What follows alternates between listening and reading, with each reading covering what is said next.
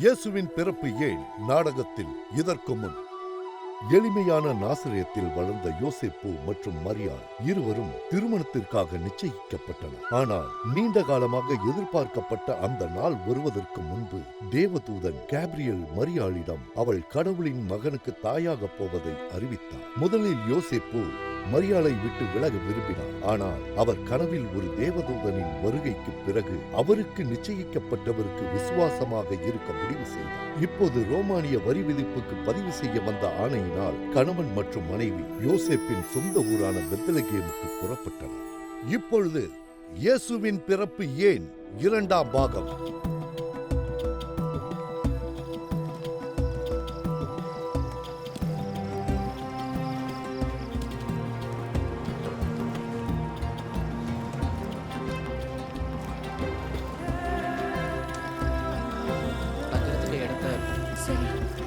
நிச்சயமா கண்டுபிடிச்சிடலாம். இப்படி வா.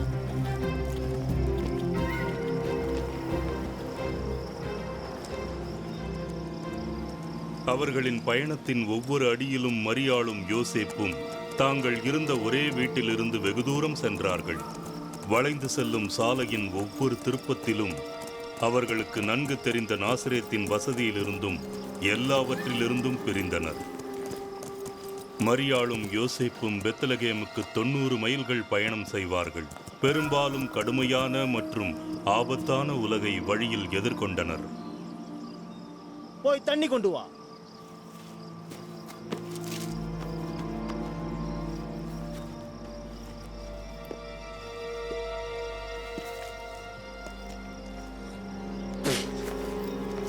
கேவலமா இருக்கு.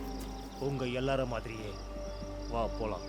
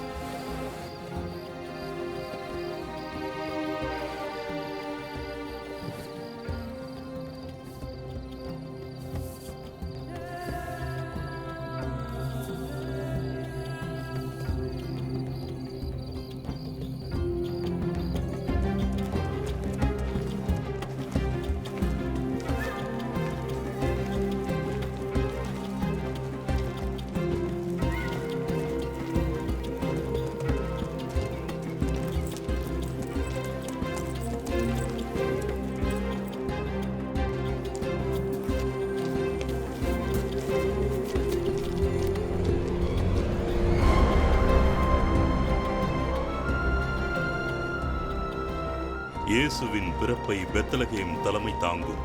உலகம் கவனித்திராத ஒரு நிகழ்வு. இருப்பினும் மனித உயிரினத்தின் ஒவ்வொருவரின் விதியையும் மாற்றிய ஒரு நிகழ்வு.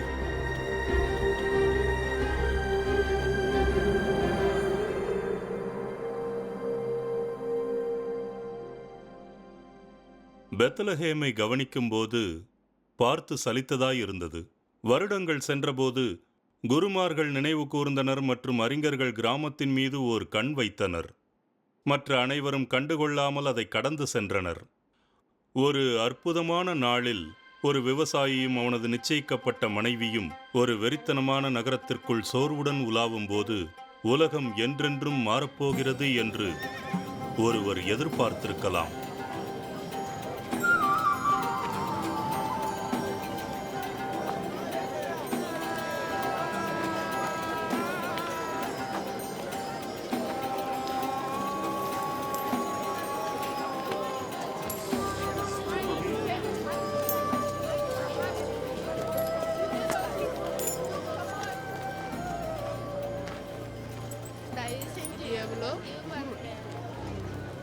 உதவி பண்ணுங்க. இந்தா. இந்தாங்க, எடுத்துக்கோங்க. எடுத்துக்கோங்க.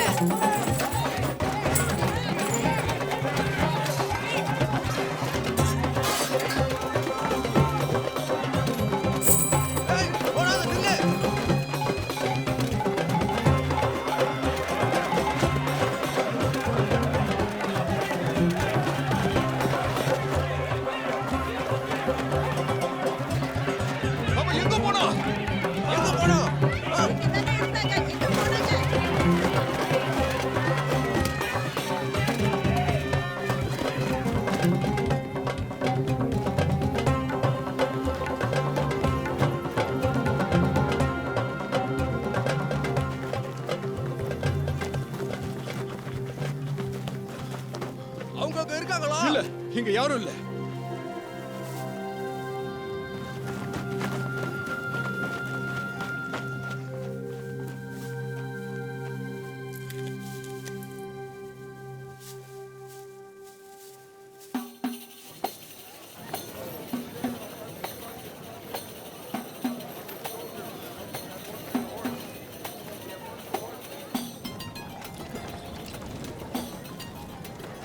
மரியாளும் யோசேப்பும் முதலில் சந்தித்த காட்சியை மட்டுமே ஒருவர் படம் பிடிக்க முடியும். அவர்கள் பெத்லகேமின் வாசலை நெருங்கியதும் பயணிகள் தங்குமிடத்திற்காக கூக்குரல் இடுகிறார்கள். விற்பனையாளர்கள் தங்கள் பொருட்களை கோருகிறார்கள். இது பெத்லகேமில் சிறந்ததும் மோசமானதும் ஒன்றிணைந்தது போல் இருந்தது. உயிர் வாழ்வதற்காக உணவை தேடியும் தங்குமிடத்தை பாதுகாக்கவும் முனைகிறார்கள்.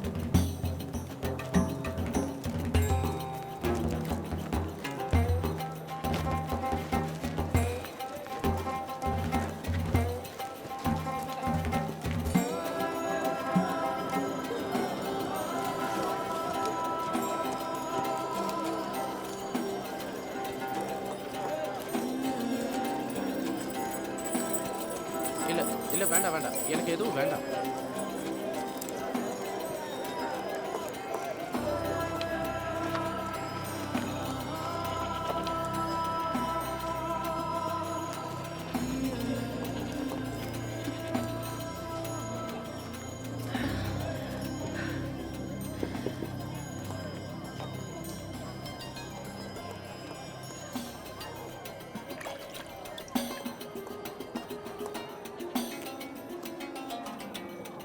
நீங்க பாரு. யோசேப்பு தான் திகைத்துப் போகும் விதமாக யோசித்து ஒரு இடத்தை கண்டுபிடித்தார்.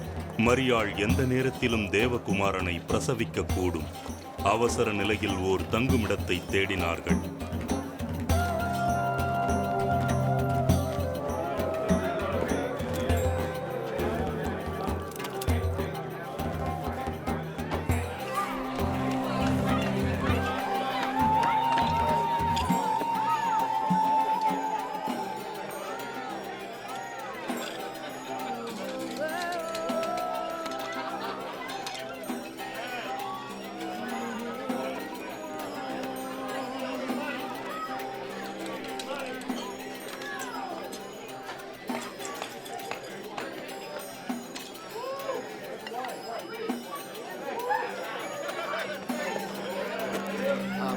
இங்க தங்கறதுக்கு ஏதாவது இடம் அந்த கிடைக்குமா? பக்கம் போய் முயற்சி பண்ணு.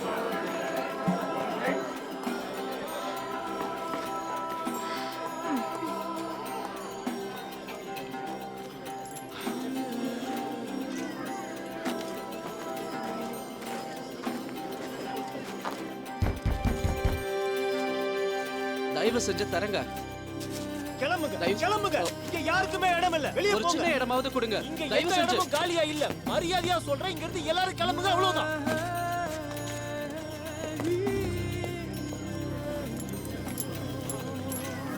மேசியா அவர்களுக்கு மத்தியில் பிறப்பார் என்பதை கவனிக்க முடியாத அளவிற்கு உலகம் துரிதமாகவும் அதிக பாவத்தோடும் இருந்ததை மரியாள் எங்கு பார்த்தாலும் எதை கேட்டாலும் உணர்ந்தார்.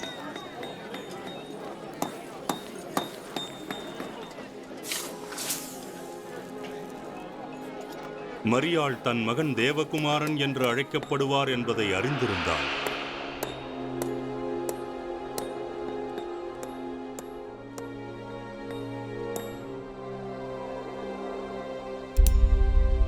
அவர்களின் இரட்சகர் இயேசு அன்றைய நாள் அமைதியாக பெத்லகேமில் உதிப்பார்.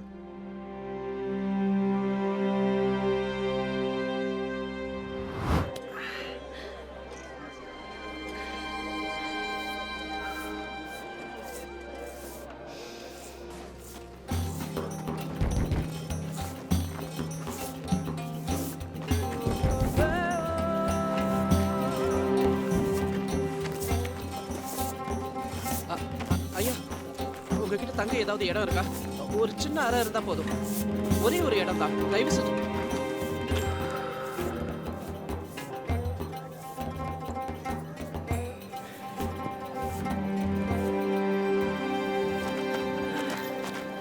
ஹே ஹே ஹே, நமக்கு தங்க இடம் கிடைச்சிடும்னு நினைக்கிறேன். உண்மையாவா? ஒரு சத்திரத்துல இடம் கிடைக்கும்னு நம்பிக்கை இருக்கு. சரி. இனிமே பிரச்சனை இல்லை, சரியா? இப்படி வா, நாம தங்கறதுக்கு இடத்த நிச்சயமா கண்டுபிடிச்சிடலாம்.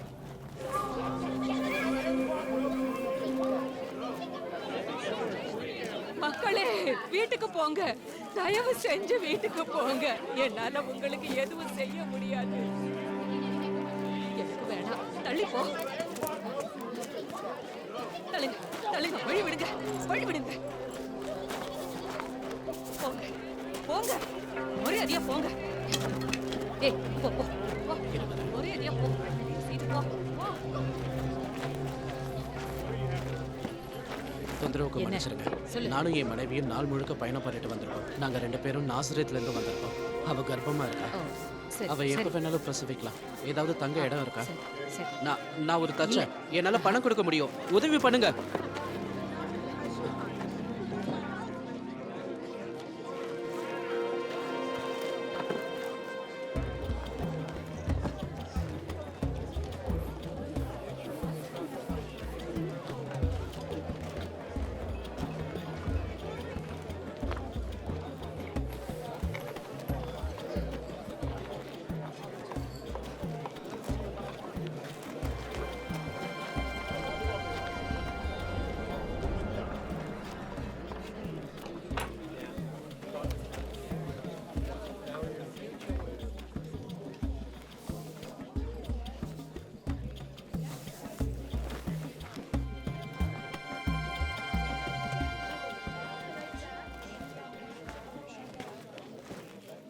பரலோக திட்டத்தின்படி இயேசு இந்த உலகிற்கு வருவார். விடுதி போன்ற வசதியான இடத்தில் அல்ல, ஆனால் பராமரிப்பில்லாத தொழுவத்தில் பிறப்பார்.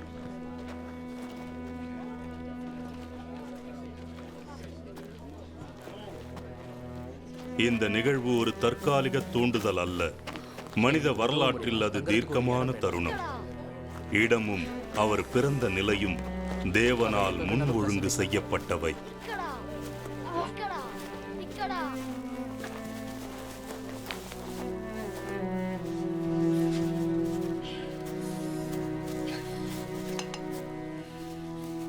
படைப்பின் இறைவன் அமைதியாக இவ்வுலகில் நுழைவதை தேர்ந்தெடுத்தார். அமைதியற்ற காட்சியின் மத்தியில் பிரசவிக்க ஒரு இடம் இல்லாதது வீடற்ற வாழ்க்கையின் ஒரு அங்கமாக இருந்தது. மனித குலத்தின் நிராகரிப்பை அவர் பிறப்பிலும் ஏற்றுக்கொண்டார். இயேசு பிடிவாதமான, தகர்க்க முடியாத அன்பின் செய்தியை உலகிற்கு அனுப்புவார். நம்மிடையே அவருக்கு இடமில்லை, ஆனால் வீடற்றவர் இல்லை. குளிரில் ஒருவரும் விட்டுவிடாதபடி ஒரு நாள் பரலோகத்தின் கதவை அவர் திறந்திடுவார்.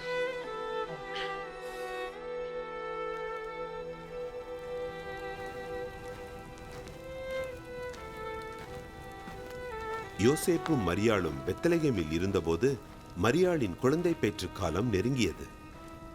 அவள் தன் முதல் மகனை பெற்றெடுத்தாள்.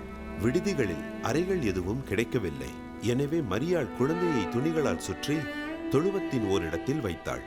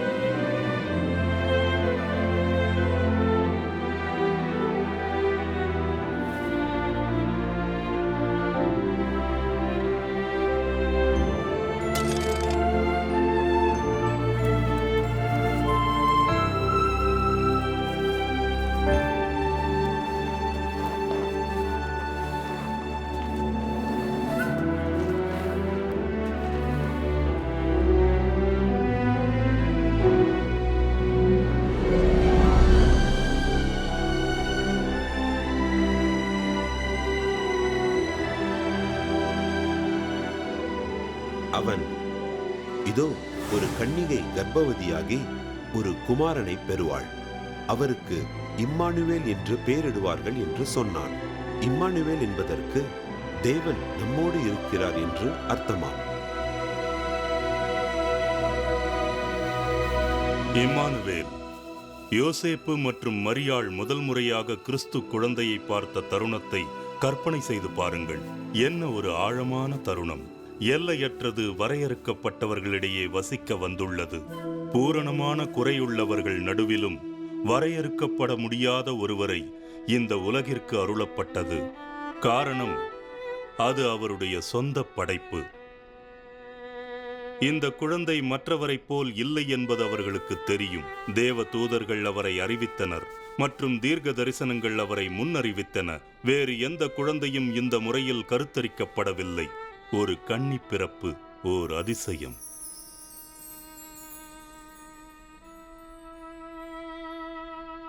இயேசு பிறந்தார். மேசியா வந்துவிட்டார், உலகத்தின் இரட்சகர். இயற்கைக்கு அப்பாற்பட்டதும் ஆச்சரியமானதுமான இந்த சம்பவம் நடந்தபொழுது புதிதாய் பிறந்த அரசரை யார் முதலில் வாழ்த்தியிருக்கக்கூடும் என்று யோசிக்கிறீர்கள்? ஆசாரியர்களா அல்லது தீர்க்கதரிசிகளா? வீரர்களா அல்லது அறிஞர்களா? இல்லை, இந்த கணம் சமுதாயத்திலிருந்து ஒதுக்கப்பட்டவர்களுக்காக ஒதுக்கப்பட்டது. பெத்லகேமுக்கு வெளியே தங்கள் மந்தைகளை மேய்க்கும் ஏழை மேய்ப்பர்களின் கூட்டத்திற்காக. அவர்கள் தாழ்விலும் தாழ்வானவர்கள், உள்ளூர் குலத்தவர்களால் வெறுக்கப்பட்டவர்கள், வியர்வையால் தோல் பளபளக்கும் ஆண்கள். இவர்களுடைய உடைகளிலிருந்து விலங்குகளின் துர்நாற்றமும் வயல்வெளியின் நாற்றமும் வீசியது. மிக அடிப்படையான பழக்க வழக்கங்களோ கல்வி தகுதியோ இல்லாதவர்கள். அவர்கள் வேதாகமத்தில் பதிவு செய்யப்படாத பெயர்களை கொண்டிருந்தனர். அவர்களின் பெயர்கள் எதுவாக இருந்தாலும் அவர்கள் மனித வரலாற்றில் மிகவும் மகிழ்ச்சியான தருணத்தின் விருந்தினர் பட்டியலில் இடம்பெறுவார்கள். அவர்கள் பூமியில் அதிக மதிப்புடையவர்கள் அல்ல. இருப்பினும் இந்த இரவில் பரலோகத்தால் அவர்கள் விரும்பப்பட்டனர்.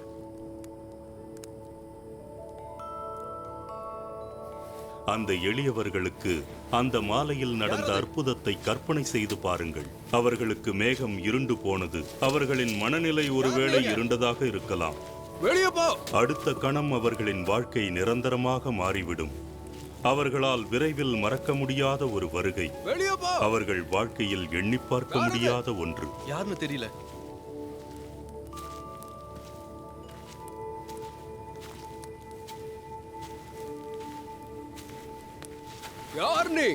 அப்பொழுது அந்த நாட்டிலே மெய்ப்பர்கள் வயல்வெளியில் தங்கி ராத்திரியிலே தங்கள் மந்தையை காத்துக் கொண்டிருந்தார்கள். அவ்வேளையில் கர்த்தருடைய தூதன் அவர்களிடத்தில் வந்து நின்றான். கர்த்தருடைய மகிமை அவர்களை சுற்றிலும் பிரகாசித்தது. அவர்கள் மிகவும் பயந்தார்கள்.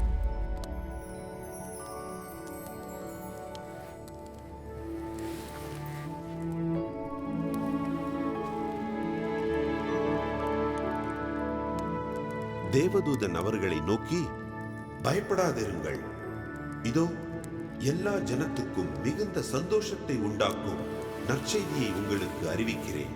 இன்று கர்த்தராகிய கிறிஸ்து எனும் இரட்சகர் உங்களுக்கு தாவீதின் ஊரிலே பிறந்திருக்கிறார்.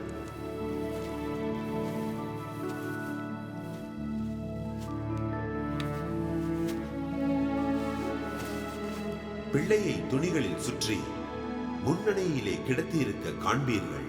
இதுவே உங்களுக்கு அடையாளம் என்றான்.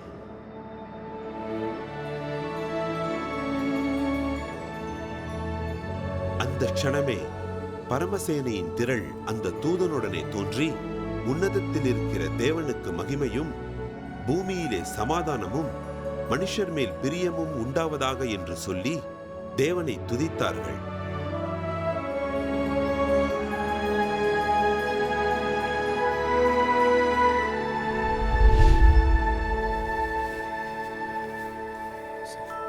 சரி, வாங்க போலாம். தூதர்கள் சொன்னதை கேட்டீங்கல்ல? நம்ம எல்லாரும் பெத்லகேம் போலாம். அப்பா, நீங்களும் வாங்க போலாம். தேவதூதர்கள் அவர்களை விட்டு பரலோகத்துக்கு போன பின்பு மேய்ப்பர்கள் ஒருவரை ஒருவர் நோக்கி, கண்டிப்பா போய் நாம் பெத்லகேம் ஊருக்கு போய் வேகமா போங்க. நடந்ததாக கர்த்தரால் நமக்கு அறிவிக்கப்பட்ட இந்த காரியத்தை போலாம். பார்ப்போம் வாருங்கள் என்று சொன்னார்கள்.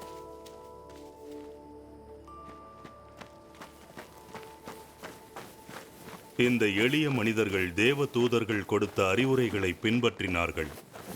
எண்ணற்ற தலைமுறை கிறிஸ்துவர்கள் கிறிஸ்து குழந்தையை வணங்க, பொறாமை கொண்ட அனுபவத்தில் பங்கேற்க அவர்கள் பெத்லகேமுக்கு சென்றனர். அவரது மகனின் முழு வாழ்க்கை மற்றும் செய்திக்கான தொனியை அமைப்பது போல, முதலில் பார்ப்பதற்கும் வழிபடுவதற்கும் கொண்டாடுவதற்கும் தாழ்ந்த மேய்ப்பர்களின் குழுவை கடவுள் அழைத்து வந்தார். தாழ்வான பாதையில் செல்ல எளிய மக்களை அவர் அழைத்தார். விரைவில் ஞானிகளை உயர் பாதையில் செல்ல அழைப்பார். ஏனெனில் அந்த தருணத்திலிருந்து அனைத்து சாலைகளும் தொழுவத்தில் இருக்கும் குழந்தை இயேசுவிடம் கொண்டு செல்லும். ஏய், அங்கிருந்து வெளியே போங்க, வெளியே போங்க முதல்ல.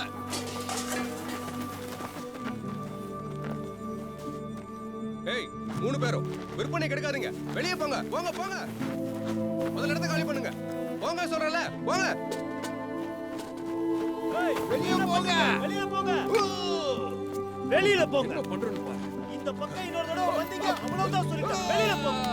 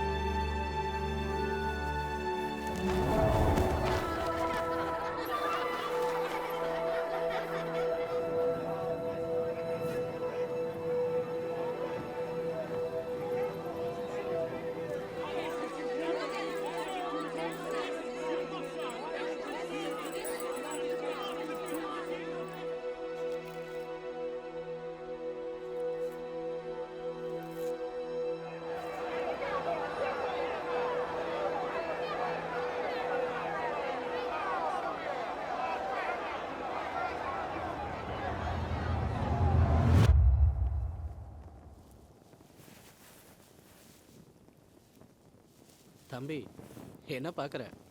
அற்புதமா இருக்கு.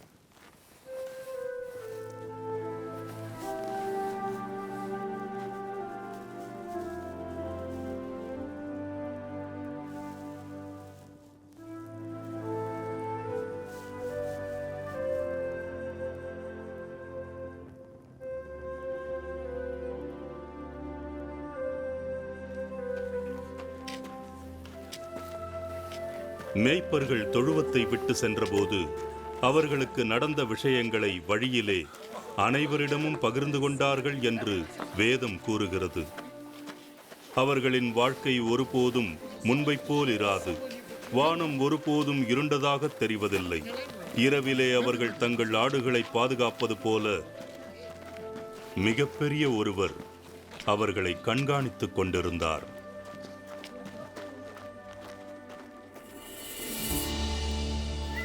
அடுத்த முறை டர்னிங் பாயிண்டில் இயேசுவின் பிறப்பு ஏன் இறுதி பாகம். மேசியா பிறந்து விட்டார், ஆனாலும் கதை முடியவில்லை. அற்புதமான ஒன்று நடக்கப் போகிறது. புதிதாக பிறந்த ராஜா தொலைதூர தேசங்களை சேர்ந்த அரசர்களின் கவனத்தை பெற்றுள்ளார்.